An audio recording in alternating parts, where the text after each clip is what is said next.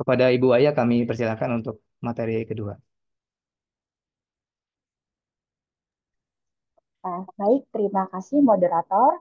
Baik Bapak dan Ibu, pada kesempatan ini kami juga dari Perusahaan JDN akan menyampaikan beberapa strategi untuk peningkatan pengolahan JDIH di anggota JDHN.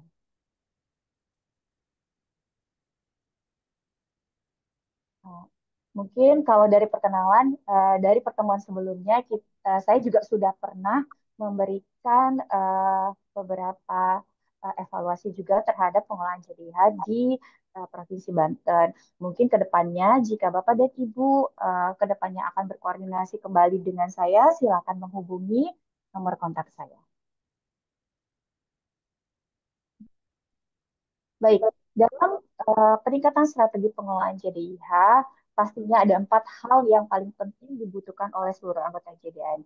Yang pertama adalah terkait dengan dukungan pimpinan instansi. Mungkin tadi juga Pak PLT Kabiro sudah menyampaikan, walaupun mungkin di masa-masa menjelang pilkada, pimpinan yang memang secara settle membidangi JDIH itu belum ada, tapi tetap dukungan pimpinan adalah hal yang paling penting dalam pengelolaan JDIH.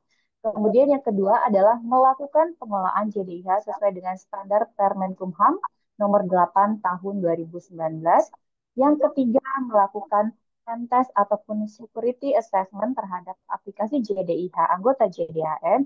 Dan yang keempat terkait dengan pemanfaatan dan pendayagunaan JDIH. Dari strategi dari dukungan pimpinan instansi, mungkin bisa kita dapatkan dari pimpinan yang benar-benar berkomitmen dalam pendokumentasian hukum yang dimiliki oleh instansinya. Kemudian perlu juga adanya dukungan anggaran dan sarana prasarana dalam pengelolaan JDIH. Dan yang paling penting adalah bahwa pimpinan juga mengetahui bahwa peran-peran strategis JDIH dalam pemerintahan bisa berupa dalam penilaian indikator SPBE, kemudian JDIH juga merupakan perwujudan dari satu data Indonesia karena kedepannya diharapkan JDIHN sebagai portal dokumen hukum bisa menjadi satu-satunya satu data dokumen hukum Indonesia. Kemudian peran strategis ketiga adalah dalam indeks reformasi hukum. Indeks reformasi hukum merupakan basis dari adanya RD. Jika eh, jadi nilai indeks reformasi hukum ini sangat mempengaruhi nilai RD di masing-masing instansi pemerintahan. Jadi untuk indeks reformasi hukum ini, JDIH mengambil peran pada variabel keempat terkait dengan penataan regulasi. Jika JDIH Bapak dan Ibu sangat baik, maka nilai indeks reformasi hukumnya pun juga baik dan akan mengukir nilai dari RB instansi Bapak dan Ibu masing-masing. Kemudian peran strategis berikutnya adalah terkait dengan pembentukan desa sadar hukum, di mana untuk dapat menentukan sebuah desa menjadi desa sadar hukum, di masing-masing desa harus memiliki pojok cibinong. Kemudian di strategi kedua terkait dengan pengelolaan JDH sesuai dengan standar Permenkumham nomor 8 tahun 2019. Sama-sama kita ketahui bahwa Permenkumham 8 2019 merupakan pedoman bagi seluruh anggota JDN dalam melakukan pengelolaan JDIH. Jadi, seluruh anggota JDN wajib selalu memastikan API integrasi aktif dan melakukan sinkronisasi integrasi secara berkala untuk menghindari gap jumlah data dokumen hukum yang ada di masing-masing JDIH anggota JDHN dengan yang sudah terintegrasi dengan portal JDHN. Kemudian strategi berikutnya adalah memenuhi indikator-indikator penilaian kinerja JDIH. Selanjutnya, menambahkan koleksi dokumen hukum yang diolah pada laman JDIH. Mungkin dahulu kita lebih fokus kepada peraturan saja, tapi sama-sama kita ketahui bahwa dokumen hukum yang dimaksud di dalam Perpres 33 tahun 2012, dokumen hukum tidak hanya berupa peraturan saja, tetapi juga selain peraturan seperti monografi hukum, artikel hukum, dan putusan atau jurisprudensi. Kemudian melakukan promosi JDIH secara masif agar JDIH, anggota JDN dikenal oleh seluruh masyarakat. Jadi ketika mencari dokumen hukum, rujukannya adalah JDIH, kita JDHN, dan juga portal jdhn.go.id. Kemudian yang terakhir, melakukan inovasi-inovasi JDIH di luar dari indikator yang sudah ditetapkan dalam penilaian kinerja JDIH. Berikut adalah aspek yang dinilai dalam kinerja JDIH, mulai dari aspek organisasi, aspek sumber daya manusia JDIH, kemudian aspek koleksi dokumen hukum, aspek teknis pengelolaan, aspek sarana prasarana, aspek pemanfaatan TIK, dan ditambah dengan adanya pengembangan dan inovasi dari JDIH. Dari aspek-aspek yang sudah ditetapkan di dalam Perpres, diturunkan menjadi beberapa indikator yang digunakan untuk penilaian kinerja JDIH. Mulai dari aspek organisasi, dituntut seluruh anggota JDN memiliki dasar hukum pembentukan organisasi JDIH instansi, kemudian tergambarkan struktur organisasi pengelola JDIH, adanya tim pengelola JDIH, kemudian adanya kontak JDIH yang dapat dihubungi untuk koordinasi JDIH lebih lanjut. Kemudian dari aspek SDM pengelola JDIH, seluruh anggota JDN mencantumkan seluruh nama pengelola JDIH yang ada di dalam SK tim pengelola JDIH. Kemudian SDM pengelola JDIH juga sudah mengikuti pelatihan-pelatihan JDIH. Kemudian dari aspek koleksi dokumen hukum, dituntut untuk tidak hanya berupa koleksi peraturan perundang-undangan saja, tetapi juga sudah memiliki koleksi monografi hukum, artikel hukum, putusan, ataupun jurisprudensi. Kemudian selain 4 tipe di atas, juga anggota JDN memiliki koleksi dokumen langka ataupun dokumen lainnya berupa peraturan-peraturan desa ataupun juga perjanjian kerjasama. Kemudian juga memiliki peraturan yang sudah diterjemahkan ke dalam bahasa Inggris ataupun bahasa asing lainnya. Kemudian dari aspek teknis pengelolaan, anggota JDHN diwajibkan menyampaikan pelaporan setiap tahunnya di bulan Desember kepada pusat JDHN. Kemudian memiliki SOP pengelolaan JDIH, melakukan penyesuaian metadata dan pengisian metadata sesuai dengan standar Permenkumham, kemudian memiliki abstrak peraturan perundang-undangan. Kemudian dari aspek sarana prasarana, anggota JDN wajib memiliki ruang layanan informasi hukum atau ruang layanan JDIH. Kemudian adanya alat pengolah data ataupun akses internet sebagai sarana ataupun prasarana penunjang pengelolaan dokumentasi dan informasi hukum di instansinya. Kemudian dari aspek pemanfaatan TIK, adanya standar website JDIH sesuai dengan standar Permenkumham. Untuk tampilan ini boleh disesuaikan dengan ciri khas instansi, namun beberapa komponen wajib dilengkapi sesuai dengan standar Permenkumham. Kemudian concern kepada keamanan website JDIH, memiliki aplikasi JDIH berbasis mobile, baik Android ataupun iOS, memiliki kios informasi elektronik yang bisa dimanfaatkan oleh pengunjung tanpa didampingi oleh pengelola JDIH-nya, kemudian melakukan pengembangan aplikasi yang mendukung pemanfaatan JDIH.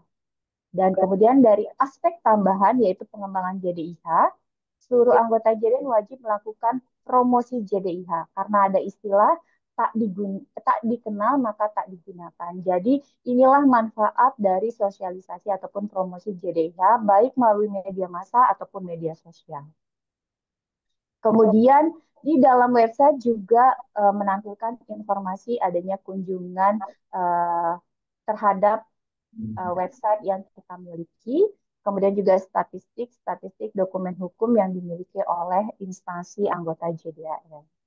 Kemudian selain itu, dari aspek pengembangan JDIH, anggota JDN juga wajib melakukan penguatan organisasi dan kerjasama, baik melalui bimbingan teknis ataupun asistensi terhadap SDM pengelola JDIH-nya, kemudian melakukan studi banding ke anggota JDN lainnya ataupun studi tiru, dan juga melakukan koordinasi ke pusat JDN ataupun pusat JDIH di wilayahnya.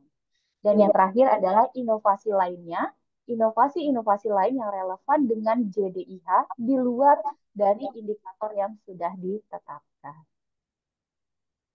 Kemudian dari strategi ketiga terkait dengan melakukan pentest ataupun security assessment terhadap aplikasi JDIH, caranya anggota JDN berkoordinasi dengan tim IT ataupun kalau di daerah adanya dinas kominfo masing-masing untuk melakukan assessment aplikasi JDIH untuk nilai tertinggi ini bekerja sama dengan BSSN. Kemudian bisa juga pentest ini dilakukan oleh pihak swasta dan juga oleh pihak mandiri, oleh tim IT ataupun tim CISET di masing-masing Dinas Kominfo yang sudah diberikan pelatihan terkait dengan CISET. Kemudian untuk strategi keempat yaitu terkait dengan pemanfaatan dan pendayagunaan JDIH. Jadi ini adalah strategi terakhir bahwa ketika kita membutuhkan referensi dokumen hukum, kita langsung akses saja JDIH kita, jangan melalui Google.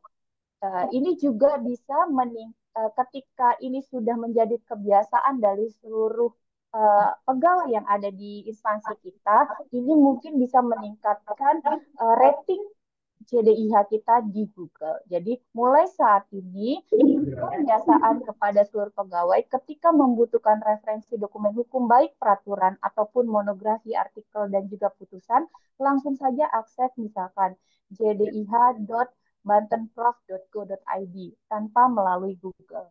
Jadi dengan kebiasaan ini maka nanti lama-kelamaan website kita juga akan dikenal. Jadi mungkin ini beberapa strategi yang bisa kami sampaikan untuk peningkatan juga pemanfaatan serta pengelolaan JDIH di masing-masing anggota JDIH. Demikian Bapak Moderator dan Pak PLT Kabiro, demikian yang bisa kami sampaikan. Terima kasih. Assalamualaikum warahmatullahi wabarakatuh. Waalaikumsalam warahmatullahi wabarakatuh. Waalaikumsalam warahmatullahi wabarakatuh. Terima kasih banyak kepada Ibu Aya dari BPHN yang telah menyampaikan materi kedua, yaitu strategi bagaimana kita mengelola JDIH di tempat kita masing-masing. Yang kami tangkap di sini strategi salah satunya yang paling penting yaitu adalah dukungan dari pimpinan kita di instansi kita masing-masing. Tanpa adanya dukungan dari pimpinan baik kepala daerah dan baik dari pimpinan terdekat kita di bagian hukum, dan kepala bagiannya, dan kami juga didukung oleh kepala biro kita di sini. Tanpa ada dukungan para pimpinan kita, tentunya JDIH ini sangat sulit untuk dilakukan perkembangan gitu. Sangat sulit baik dari segi anggaran maupun sarana infrastruktur. Untuk itu penting sekali kita ada kesadaran dari rasa memiliki dari situs JDIH dan segala yang terkait dengan JDIH yang ada di tempat kita masing-masing. Tanpa ada kesadaran dari rasa memiliki ini, tentunya tidak ada kemauan. Kemauan ini yang paling penting untuk kita bergerak dalam mengembangkan dan mengelola JDIH di tempat kita masing-masing. Dan dari hal dukungan pimpinan di tempat kami yaitu di hukum Provinsi Banten, sangat saya bahkan sekali sangat saya rasa cukup sekali bahwa dukungan dari kepala biro kami yaitu kepala biro hukum Bapak Hadi Arifin sangat besar sekali dampaknya ketika sebelumnya JDIH kami juga tidak ada perkembangan ya yang saya tadi sampaikan seperti Maki Suri. Tapi ketika ada Pak PLT hadir, nah di situ ada dukungan yang sangat besar pada kami, akhirnya kita bisa mengembangkan dan mengelola sampai pada detik ini yaitu menjadi peringkat keempat tingkat provinsi Banten. Kami mohon tepuk tangan untuk para ya, selain dari Pak PLT juga kita didukung oleh kepala bagian kita yaitu Pak Ansep yang sekiranya hadir tapi karena ada tugas lain sedang keluar dinas daerah. Dan juga yang salah satu yang paling penting adalah dukungan sarana digital jaringan dan tidak dinas Kominfo yang pada saat ini diwakili oleh Pak Dian. Sangat terima kasih sekali atas dukungan dari Kominfo untuk pengembangan dan progres dari JDIH hingga sampai saat ini. Dan yang paling sulit adalah kita bagaimana mempertahankan ketika kita sudah meraih suatu prestasi atau peringkat ya. Yang sulit itu adalah bagaimana mempertahankannya. Nah, ini yang perlu kita jaga bersama. Baik kami di provinsi dan kita juga mendorong untuk kabupaten kota untuk juga ikut dalam bergerak mengembangkan pengelolaan JDE di tempat masing-masing. Gitu.